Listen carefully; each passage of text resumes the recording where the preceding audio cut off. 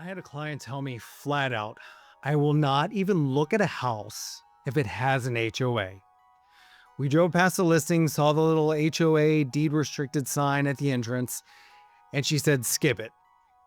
6 months later, she closed on a house in an HOA community.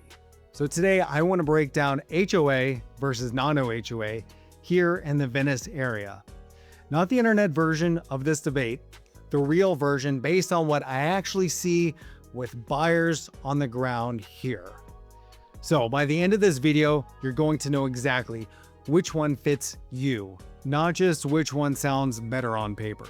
If you're new here, I'm Justin Bowerice. I'm a Venice native, a Special Forces Army veteran, a girl dad of 3, and a local real estate professional here in Venice, Florida. And I help people relocate here every single day. So when I tell you what I'm seeing with buyers, this isn't theory. It's this week's conversations. So let's get into it. Justin, should I buy in an HOA or a non-HOA community? My answer is always the same. Neither one is better. The real question is which one fits your lifestyle. I've helped people buy happily in both, and I've also seen people miserable in both. The neighborhood type isn't the variable, the person is. So let's break down both sides, and then I'll help you figure out which one is for you. So a lot of buyers come to me already burned. Maybe back home they had a violation notice over something small, mailbox color, trailer parked in the driveway one weekend, grass half an inch too tall. Maybe they had to submit paperwork just to repaint their own front door. So they land in Florida, and the first thing out of their mouth is, I don't want an HOA, period. And for a lot of these buyers, that's the right call. If you want to park a boat or an RV in your driveway, if you want to customize your property without asking permission, if you don't want another monthly bill on top of everything else, a non-HOA might genuinely be your lane. You're likely going to be looking for something in Venice East, Eastgate, or South Venice. By the way, if this sounds like you, check out my video on the top 7 reasons why my buyers choose South Venice. So here's how I would sum up the non-HOA buyer in one word: freedom. So I had a buyer once, bass boat, camper, and a pickup truck, all parked at home. He did not hate HOAs. He just didn't want to spend the next 20 years asking permission to live the way he'd always lived. He wanted to build a workshop out back without submitting a form. He wanted to put up a fence on his own timeline, not the board's. If that sounds like you, keep watching, because non-HOA might be your answer. But hold that thought, because the HOA buyer wants freedom too. It just looks completely different. All right, so now we're gonna flip it. I've got just as many buyers who tell me the opposite. I only want to look at HOA communities. Why? Consistency. They want to know their neighbor isn't going to park 6 vehicles on the lawn or let the roof fall apart and tank the neighborhood's value. This is huge with my retired clients. A lot of HOA communities here handle lawn care, irrigation, exterior maintenance, stuff they really don't want to deal with anymore. And for snowbirds who are gone half the year, an HOA community means more eyes on the neighborhood while they're up north. Communities such as this are going to be pretty much anything in the Wellen Park area, Venetian Golf and River Club, Talon Preserve, or Beach Walk, just to name a few. So they want freedom from maintenance, freedom from worrying about what the neighborhood looks like in 5 years, freedom to travel without worrying about the house. They want predictability. So really, both buyers are chasing freedom. They just define it in opposite directions. Freedom to do things versus freedom from having to do things. Neither one is wrong. It's just which version of freedom actually matches how you live. Right, so here's the biggest misconception I run into, and I want to be really clear about this.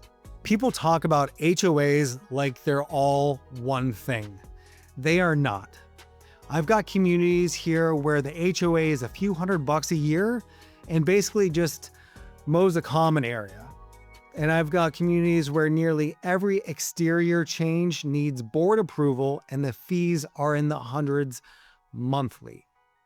So an example of a low-fee, light-touch HOA neighborhood would be something like Pine Brook South or Gulfview Estates. The fees in these neighborhoods are typically less than $50 a month. They do have some deed restrictions, but they are typically not overbearing. On the flip side of your higher fee, more amenity-heavy HOA communities are going to be like that of Brightmoor at Wellen Park or Venice Golf and Country Club. HOA fees in these areas are going to be upward of $450+ a month. And they are also going to be much more strict with the aesthetics within the neighborhood. So with all that said, you cannot judge every HOA off one bad experience with one HOA.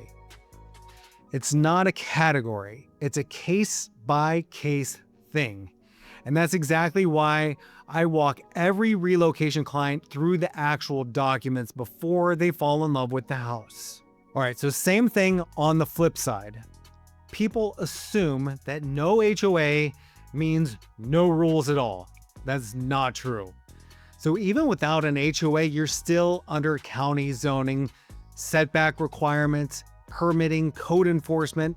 Sarasota County isn't going to let your neighborhood build a chicken coop 3 feet from your fence line just because there's no HOA board. Some non-HOA neighborhoods here are immaculate. Others are a little bit more unpredictable.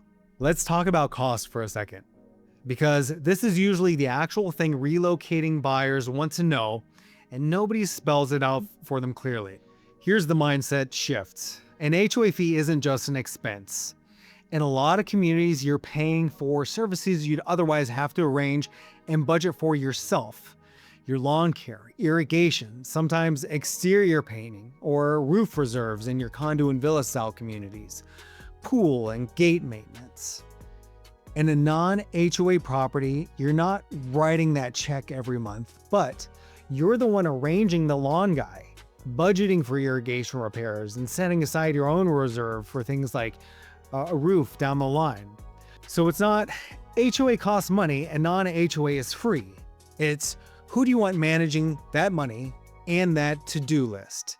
You or the association? So here is something interesting. When people complain about HOAs, it's almost never the concept itself. It's the management. Slow communication, it's hard to get someone on the phone, long approval times, rules enforced on you but not on your neighbor.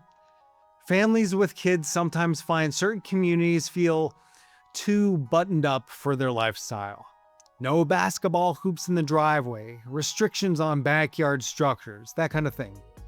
So a friend of mine with 3 kids got an HOA violation because his kid drew a starting line on the sidewalk with sidewalk chalk. It wasn't permanent, it washed away with the next rain, but it did make him realize that he had chosen a community that wasn't the best fit for his family's lifestyle. So when I say understand the HOA before you buy, I don't mean just read the fee. I mean understand how that specific board operates day to day, because that's the stuff that either fits your life or will slowly drive you crazy. Here's something most buyers don't realize going in. They think there are only 2 boxes to check: HOA or non-HOA. In reality, there's a whole spectrum. Very light touch HOAs, few restrictions, low fees, barely notice that it's there. So moderate HOAs are the most common type in a lot of established neighborhoods here. So you have resort style HOAs, which are amenity heavy, higher fees, more structure. So then you've got your condo and villa associations. So these are more maintenance included, but also more shared decision making. And then you have your no HOA at all. So really, the question isn't HOA versus non-HOA, It's how much structure do you actually want in your life? Once you think of it as a dial instead of a switch, this gets a lot easier. So people ask me what I would actually choose. If I were buying in Venice today, I'd probably land on a community with a little more relaxed HOA. I do like having some standards for sure. I like driving into a neighborhood that's clearly taken care of, but I don't want every house looking identical, and I don't want somebody measuring my grass with a ruler. That middle ground, some structure without the control, that is my personal sweet spot. Yours might be totally different, and that's fine. So when a buyer asks me, HOA or non-HOA, I don't answer right away. I ask questions first. Do you have kids or pets that require a fence? Do you own a boat or an RV? Are you here full-time or seasonally? Do you want amenities and a social calendar or total privacy? How much maintenance are you actually willing to do yourself? The answers usually make the decision for you. So this was never really a real estate question. It's a lifestyle question, wearing a real estate costume. So here's what I've learned after doing this for a while. The biggest mistake I see isn't buying in an HOA. It isn't buying outside one either. It's assuming that you want the same lifestyle your neighbor wants. You don't buy a neighborhood because it's popular or because it's what everybody on your street back home would have picked. You buy because it's the way you already live. So the goal here was never which is the better type of neighborhood. There isn't one. The goal is the best neighborhood for you and your family. If you're planning a move to Venice, Wellen Park, Nokomis, Englewood, or anywhere here in Southwest Florida, and you're not sure which neighborhoods fit the way you actually want to live, feel free to leave a comment below, reach out directly. Whether it's an HOA question, a specific community, or just trying to narrow down your option, I'd be happy to help. And if you found this video helpful, I'd really appreciate if you consider subscribing. I put out new videos every week to help you make a more informed move to Southwest Florida. Thank you for hanging in there till the end. As always, God bless.